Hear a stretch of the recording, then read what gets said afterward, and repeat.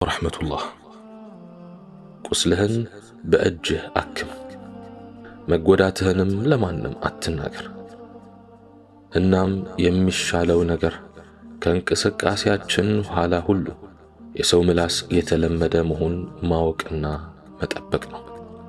ቢቀጠፍብህ አትናደድ፣ ስቀህ እለፍ።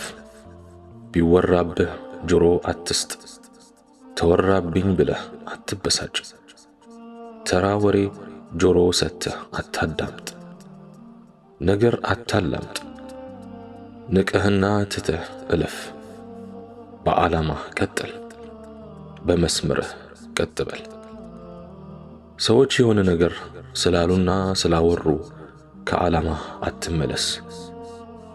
ስለ ንጽህና ሌሎችን ለማሳመንም አትድከም። ባይሆን ወደ ራስህ ተመለስ።